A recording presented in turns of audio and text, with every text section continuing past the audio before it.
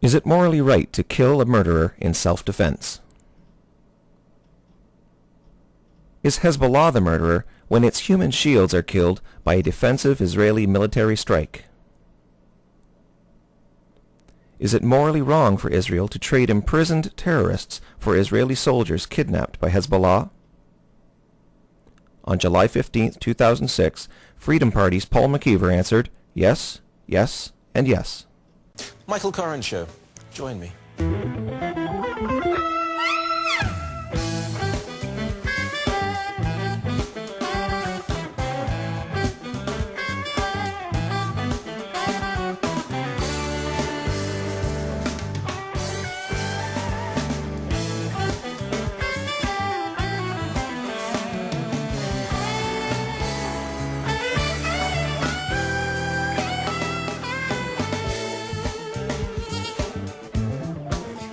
Hello, good evening. Welcome to the Michael Coren Show. Hope all is well with you out there. It won't be for long because it's that was the week that was, our TW3 Friday panel. A lot to talk about. Let's get on with it. Sid Ryan is president of CUPE Ontario. Great as always to have you here, sir. Hey, Michael. I get a lot of emails about you these days. Oh, man. I got a lot too. Paul McKeever, leader of the Freedom Party of Ontario. Good day, sir. Does that mean that people who don't support you don't want freedom? Absolutely. Good. And Claire Hoy, who's a freelance writer and a broadcaster and many other things too, I'm sure.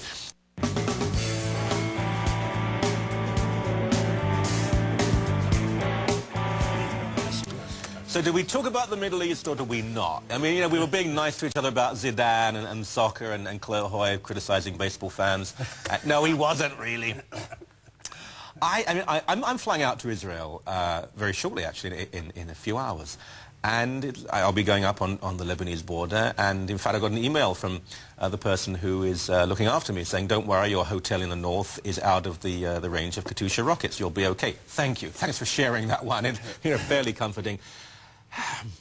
When Hezbollah goes into Israeli territory, not disputed territory, by the way, I mean, even those who want a two-state solution say this area, it's not the Golan, it's part of Israel. This is not Palestinians in Gaza. These people tend to be Iranian, from all parts of the Arab world, some Lebanese. In that country, Lebanese government can't control them, go into Israel, attack Israeli soldiers. I don't see how Israel cannot respond to this. It's not Gaza, it's something entirely different. I think it was predictable what was going to happen. Sooner or later, somebody in the Arab world was going to fill the vacuum, I guess, in some ways, and aid the Palestinians in wherever thinking they had. They thought they were probably coming to the assistance of the Palestinians and opening up another front, which Israel is going to have to take actions. Mm-hmm. So what I don't understand is how bombing civilian, whether it be airports or whether it be houses, like there was one family of 10 were killed. I don't understand how destroying the infrastructure of a country is going to get back these two soldiers or the one soldier in Gaza where they're continuing to destroy infrastructure there. I really don't. And I don't know how they feel that after it's all over and done, by bombing, as the Minister of Defense said from Israel, bombing the Lebanese back 30 years, how destroying that country's infrastructure is going to make Israel safer in the long run. That's the part that escapes me. Statements about bombing people to Stone Age, back 30 years, rivers of blood. All sides make these statements. The languages, Arabic and Hebrew, are both rhetorical, Semitic languages, and often in translation, you know, breaking the bones, and they're not helpful to Europeans and North Americans. Both sides. I mean, everyone's uses this sort of language. But this is not just language, Michael. This is actually happening. Well, I don't think it is happening. Because they bombed houses, Michael. Well, they bombed civilian areas. They're dropping bombs in areas where they're saying there's, you know, Hezbollah leadership were meeting there or something like that. So that's the fact that there were 10 well, the kids reality of the situation is doesn't make any difference. Hezbollah has been shelling. I think Israel has shown incredible restraint on the northern border, and I was up there not very long ago. They've been shelling for years now, over and over again. Israel withdrew some time ago, and when Israel went into Lebanon, and the south is Shia Muslim, as I'm sure you know, they rejoiced and welcomed the Israelis because the Palestinians had been lording it over them and were very oppressive, and sadly Palestinian leadership has not been responsible when it has been in various countries. It wasn't responsible in Jordan either. Israel went in, it came out again. There's been shelling and shelling and shelling. Towns like Kiryat Shmona, Kibbutz Manara have been attacked, kids have been going into shelters, and Israel has done very little in response. I think it has been, I mean, you have to give some credit, it's been very calm. Finally this happens. they attacked the airport. They're saying to the Lebanese government, you have to try and control Hezbollah. We're not holding you personally responsible, but you've got to control these people. You can't allow our civilians to be attacked time and time again. That kind of action You really have drunk the Kool-Aid on this one. Can they do nothing right in your eyes? Michael, I'm just watching and reading and seeing in the newspapers. What are you reading? What am I reading? I'm reading all kinds of newspapers from around the world, Michael, and what's going on. And in particular, what's going on. Listen, are you denying that they dropped a bomb and where they killed 10 children in a house? I'm not even aware of this action, but I will look it up when I get home. There's 14 people killed, 10 of them were kids. But if that, between the ages of 4 and 18 years of age. What kind of civilized nation does that kind of stuff, Michael? That is certainly regrettable, but the number of when Michael. Jewish civilians die, that's also an issue. That's also uncivilized. Where were the protests when Israeli kids were being killed? So finally Israel retaliates, and now the world has to condemn. Michael, you're getting into protest now. You're asking me a question about is it justifiable? I don't think it's justifiable from any nation anywhere in the world to bomb civilians and to bomb civilian infrastructure and impose collective punishment on a race of people. Where is the civilian infrastructure in Lebanon that's been destroyed? The airports have been destroyed. It's not a civilian infrastructure. It's a civilian airport, Michael. No, it's the only international airport in Beirut. Beirut Airport is also a military airport. If you know Beirut Airport is both a civilian and a military airport. It's where all of the military aircraft land. Okay, you always try to find a justification. I'm trying to give you a fact about what really goes on. Every airport technically, the airport up in Ottawa is technically, you go. It's not a military airport. Michael, I fly out of it every week practically, and you can see military airplanes in the distance in the airport. And if they were attacking another country, they'd be right to retaliate. What I'm saying is that every airport, Michael, potentially can be used by military. So to turn around and say that this is the military airport, therefore let's bomb it, that's okay. And in any event, you just said a few moments ago that they're not blaming the Lebanese government on it. So if you're not blaming the Lebanese government, why then bomb the airport? I'm trying to tell you what is really going on there. Oh, you know what's going on, and the rest of us are just all ignorance. No, some people are. Yeah, sure we are, Michael. You know, you've got all the answers. Some people are ignorant. Well, Sid, I do understand the situation. I've been there enough time. I haven't come to it recently and become radicalized by okay, is that right, Michael? You know, I've been dealing with it as well for quite some time. Lebanon is a broken country. There's a civil war. There are 3 groups, Christian, Sunni Muslim and Shia Muslim. The Lebanese government quite obviously would like to have stability. There's been relative stability. Israel's been part of that. It said we will not interfere in any way. You've got to stop Hezbollah shelling our civilian population every single day. You've got to stop the attacks. Finally, they actually invade. Hold on, let me finish it. They invade Israel. They kill soldiers. They kidnap soldiers. Don't do anything. So therefore, what you're saying is, you're just admitting it yourself. They're saying to the Lebanese government, we don't believe that you're responsible. We want you to get control of Hezbollah. But by the way, we're going to bomb your airport anyways. The words and we're going to bomb these homes. The Lebanese government has to take action. I'd like to know what you would want Israel to do. They were attacked, Israel. What would you want them to do? There were 2 soldiers. You've got to keep it in context. I so there were 2 soldiers were kidnapped and 8 soldiers were killed in a raid, which is, you know, it's by any stretch of the imagination is not acceptable. But you don't go in and begin to bomb civilian population because 2 soldiers were captured. What do you do? What do you want Israel to do? Well, they're trying to get. I would assume they're trying to get they say they're trying to get the 2 soldiers back. I would imagine they should try and use some diplomatic means and try and use the international community to try and bring them back. Diplomats with Hezbollah? Well, who else? They've done it before. They've already negotiated trading of prisoners with Hezbollah in the past. But do you really think that they should be trading prisoners? No, they haven't. No, they haven't. In 2004 and the year 2000, they negotiated the trading. I don't think you understand the situation. No, Michael, you're thinking it's just one raid with 8 soldiers killed and 2 kidnapped. There have been hundreds of rockets fired for the past 5 years from the Lebanese border. Israel has said time and time again, the restraint has been extraordinary. It said to the government, please do something about this. There are links with Syria. I mean, people deny it, but there are contacts with Syria. Don't do this. Control these people. Iran is playing a game. Iran is a terrorist state. It murders its own people, including a Canadian woman who was a photographer who was beaten to death and raped. And the world says nothing about that. Iran is now playing games. That's not true. The world has condemned that, Michael. Don't make those done hardly anything about it. They have condemned. That's been condemned all around the world. Our own Canadian government has condemned that. And you've boycotted Iran. You make these broad sweeping. Boycotted Iran? That's you're giving a silly argument now. Now you're getting into. Have you boycotted Iran? Now you want to get into. Is there a boycott of Iran? What does that make, Michael? We're talking about Lebanon and You've admitted a woman was raped and murdered. Is there a boycott of Iran? You talk about drinking the Kool-Aid. This is like the pro-Israeli lobby right now. This is all they ever talk about is why aren't we boycotting? Why aren't we boycotting Iran? Because we're not boycotting Iran. The boycott right now is taking place inside of Israel. That's what we're looking at. Okay. So the fact that a Canadian citizen is raped and beaten to death, the fact that there are people filling the prisons because of their political views, the fact that there is no basic human rights of people who... There's no boycott. And there's all sorts of problems in every country in the world. And we haven't gone out I'm trying to be reasonable with it. When people you're not being reasonable at all, Michael. You're having silly with your arguments, when people say you have a double standard and you choose the Jewish state to victimize and you ignore other countries, how do you respond to that? There's nobody victimizing Israel here. The ones who are being victimized, Michael, and you talk about drinking the Kool-Aid. Take a look at what's going on your TV screens, Michael. It's not the Israelis that are being victimized. It's a lot of Palestinians are being victimized. The only Palestinians in Lebanon are in refugee camps because the government won't allow them to live in major cities. Oh, okay, yeah. Now that's really drinking the Kool-Aid. I don't know what to say to that. I'm telling you what is going on, and apparently I have an opinion that's contrary to yours. I'm either silly or drinking Kool-Aid. No, you're the one that starts the whole allegations around drinking Kool-Aid, Michael. That's your argument that you were making a few moments ago. Yeah, because it does...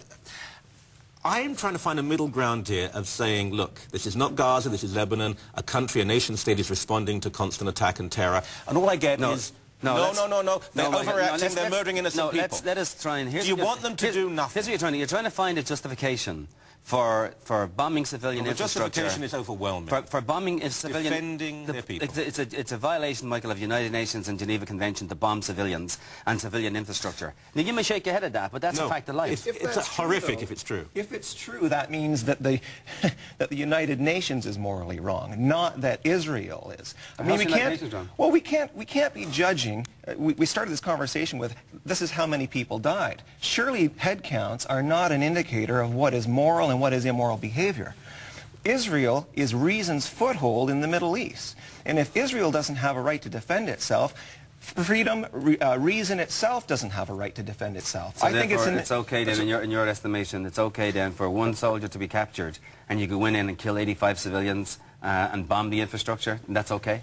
Those who are responsible, either because it's happening in their country and they're doing nothing about it, or because they're the ones doing it themselves, have no moral defense. Okay. They are in the wrong. We've got a break. In the break, we're all going to drink Kool-Aid.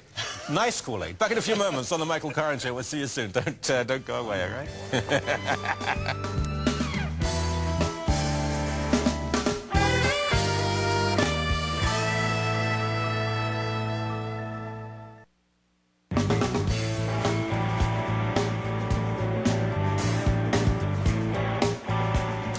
Welcome back to Michael Coren Show. In the commercial break, Sid said to me, golly, you know what, Mike, you're right.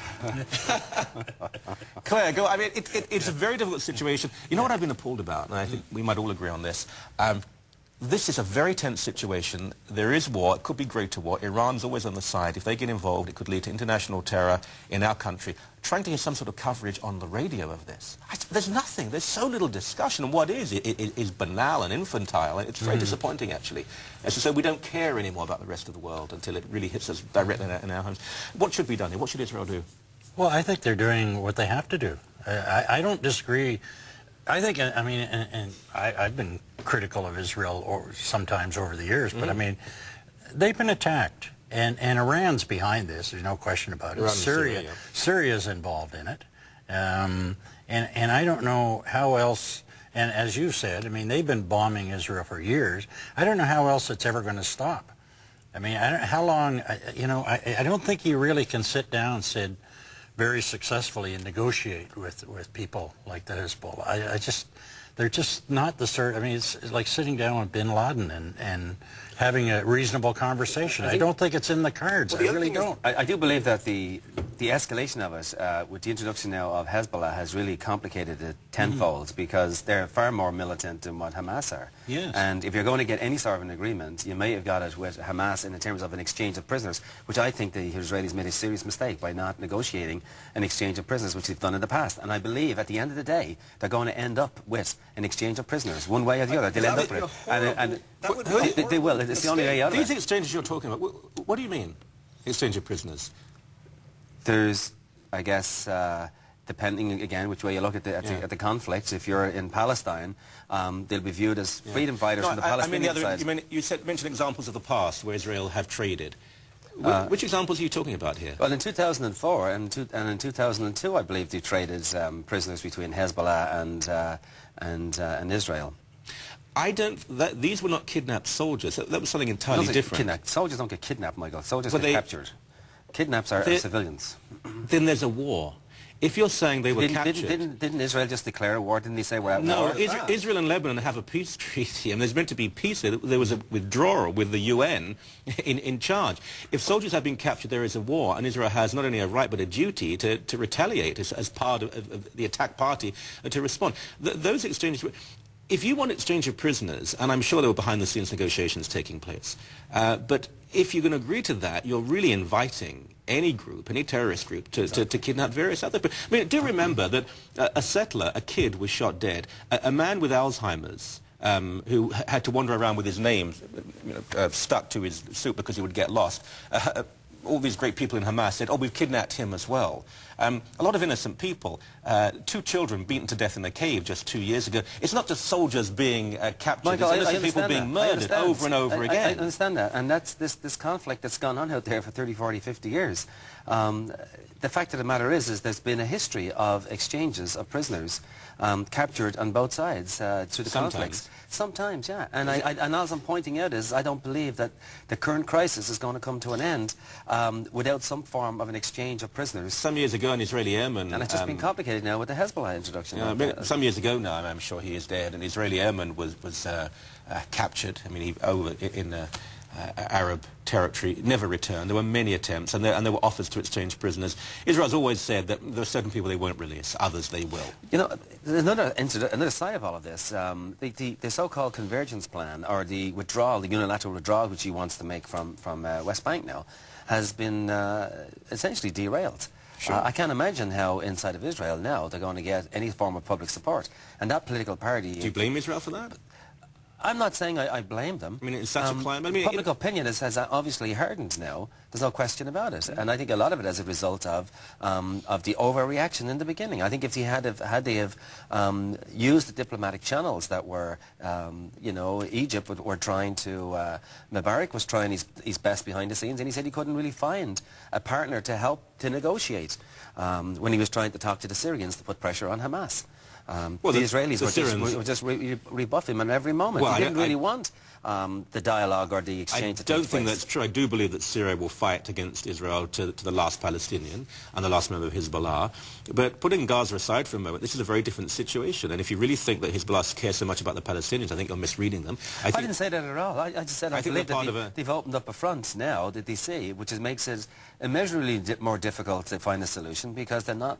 You know, they're not in the same frame of mind. Hamas would look weak now if they were to negotiate some sort of Hamas has a tangible goal. I mean, sometimes vague, but it is to a large extent tangible, and it's Palestinian nationalism. Hezbollah is something very different. They've treated other Muslims in the most appalling manner. Christians even worse.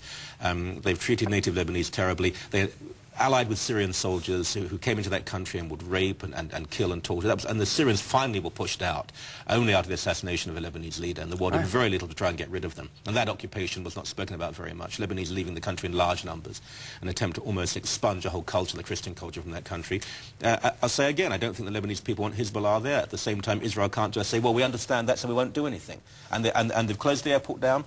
I fully understand the Israeli reaction. I think it's been comparatively moderate. I can assure you that Israelis do not want the deaths of innocent Lebanese people. Even out of self-interest, they wouldn't want it. But you can't keep saying, shell Israeli children, kill Israeli children, Israeli civilians don't matter, and if Israel responds, now we have to condemn. It's a double standard, and they've seen it so many times they don't care anymore what the world says. Nor should they.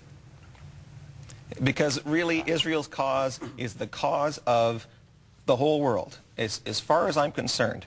If we encourage a situation internationally where we're saying, you know what, they've only taken a couple soldiers, just give them a couple out of the prison and they'll give them back. What we're saying is that appeasement is preferable to justice, that compensation is preferable to justice. But you can't have a free world, you can't have a rational world, and when you have irrational groups pushing a free country, blackmailing a free country. It cannot happen. They weren't looking for exchanges of one or two for one or two. It was Probably 100 or 1,000. Sure, of course. More than a series. It was a huge number. Change of subject, something else, lots of other things too. The cards are full of them, all very interesting. Don't go away.